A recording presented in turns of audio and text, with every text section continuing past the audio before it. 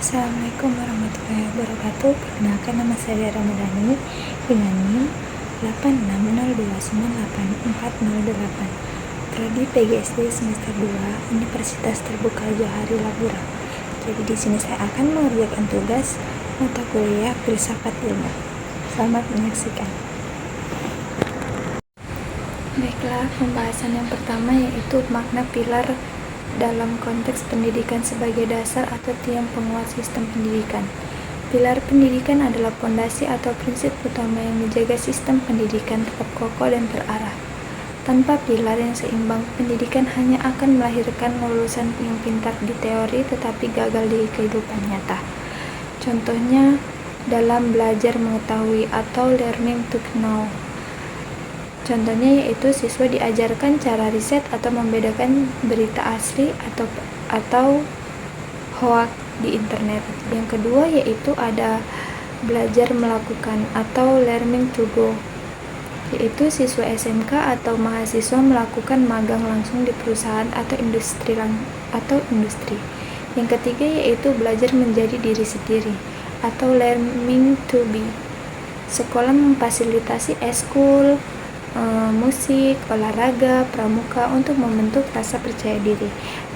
Dan yang keempat yaitu learning to live atau together atau belajar hidup bersama. Tugas kelompok yang sengaja menggabungkan siswa dari berbagai latar belakang atau suku. Itulah tadi contoh-contohnya. Dan itu dapat disimpulkan bahwa pilar pendidikan bertujuan untuk mengecek manusia yang utuh, yaitu individu yang berwawasan luas atau know, terampil bekerja atau do, karakter yang kuat atau be, dan mampu hidup harmonis di tengah masyarakat atau live together. Yang kedua yaitu ada prinsip dasar pendidikan menurut King Hajar Dewantara atau Ex Grosso Tudolog Mages Mangunkarso Tuthandayani. Saat berada di depan atau menjadi pemimpin, seorang pendidik harus mampu memberikan contoh atau tindakan yang baik bagi murid-muridnya. Karena anak-anak adalah meniru yang ulung, keteladanan jauh lebih efektif daripada sekedar kata-kata. Contohnya yaitu guru datang ke sekolah sebelum waktu bel. Nah, di situ saja sudah dilakukan kepada guru kalau dia itu memiliki sifat yang disiplin. Dan yang kedua yaitu kita meminta siswa untuk membuang sampah pada tempatnya. Guru secara langsung harus memungut sampah yang dia ditemui di halaman sekolah supaya anak-anak itu dapat mencontoh perilaku baik guru tersebut. Yang kedua yaitu image Mangunkarso, di tengah bangun semangat atau ide. Saat berada di antara murid-muridnya, pendidik harus yang bisa membaur, mencipta ruang diskusi yang setara, serta membangkit niat dan motivasi siswa untuk terus berkarya dan berpikir kritis. Guru tidak bersikap kaku atau menjaga jarak. Contohnya, guru duduk melingkar bersama siswa saat bekerja kelompok, mendengarkan ide-ide mereka tanpa harus langsung menyalahkan, dan memberikan pertanyaan penantik seperti bagaimana kalau kita coba cara ini, atau motivasi siswa selalu untuk mencari solusi sendiri. Yang ketiga yaitu Tut Wuri Handayani, di belakang memberi dorongan. Saat murid sudah mulai mandiri, pendidik harus berada di belakang untuk mengamati, menjaga, dan memberikan dorongan moral serta kepercayaan agar siswa berani melangkah maju dan mengambil keputusan. Contohnya, guru membiarkan pengurus OSIS merancang atau mengeksplorasi konsep acara pensi di sekolah secara mandiri. Guru tidak mendikte jalannya acaranya, melainkan hanya mengawasi dari belakang dan membantu jika siswa menghadapi jalan buntu atau buntu arah. Dari ketiga prinsip tersebut itu adalah satu kesatuan yang utuh, fleksibel. Artinya orang pendidik itu harus tahu harus tahu kapan berpindah, peran yang sesuai, dan stimulasi murid.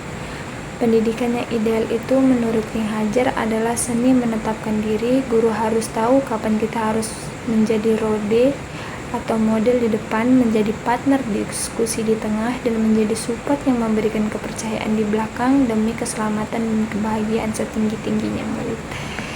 Dan yang ketiga yaitu analisis yang relevan tentang penerapan prinsip tersebut dalam era digital, misalkan dalam pembelajaran daring atau literasi digital, karakter pendidik dan peran guru.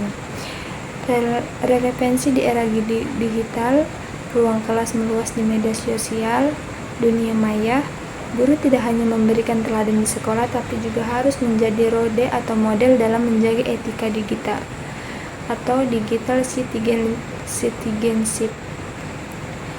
Kedua, yaitu tantangan. Sulitnya mengontrol rekam jejak digital akan perilaku murid di internet. Selain itu, guru sendiri terkadang masih gagap teknologi atau gaptek atau kurang bijak dalam bermedia sosial. Contohnya yaitu guru memberikan contoh cara berkomunikasi yang sopan di WhatsApp guru kelas, tidak menyebarkan hoaks, serta mengajarkan cara mengutip sumber internet yang jujur atau tidak asal copy paste dan plagiat.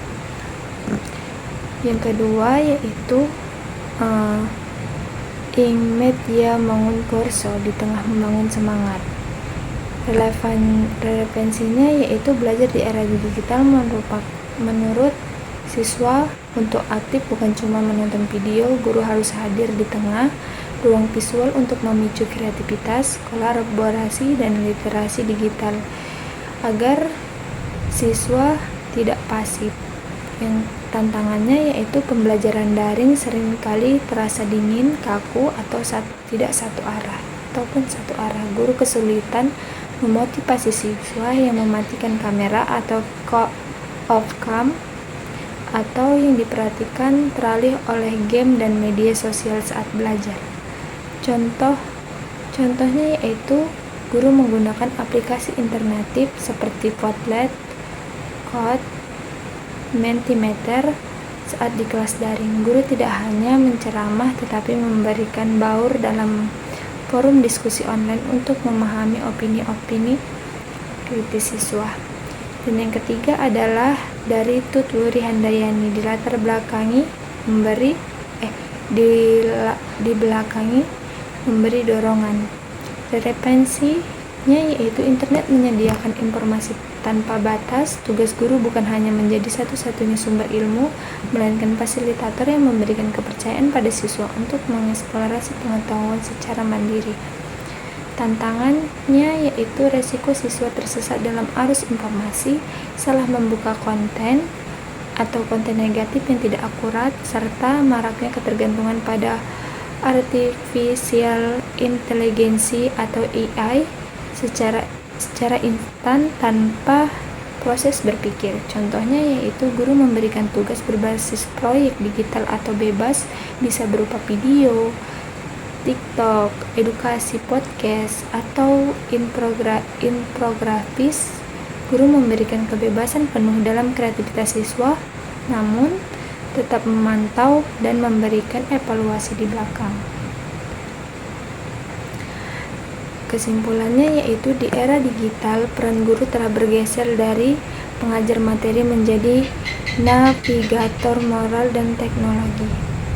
Tantangan terbesar penerapan prinsip K.I. Hajar Dewantara saat ini adalah menjaga agar teknologi digital digunakan sebagai alat untuk memerdekakan cara berpikir siswa, bukan justru memperbudak karakter mereka. Persoalan utama pendidikan kita saat ini adalah ketimpangan. Kita terlalu lama mendewakan nilai akademik atau kognitif dan mengabaikan karakter efektif serta keterampilan atau psikomotorik. Pilar-pilar ini hadir sebagai pengingat pendidik nasional akan maju jika kita berhenti memperlakukan murid seperti robot yang bertugas menghafal dan memulai menuntut mereka menjadi manusia seutuhnya. Manusia yang cerdas akalnya, matang karakternya, dan sifatnya hidup bersama di tengah perubahan zaman. Mungkin itu saja yang bisa dapat saya jelaskan. Apabila ada kata-kata saya yang kurang jelas, saya mohon maaf. Terima kasih.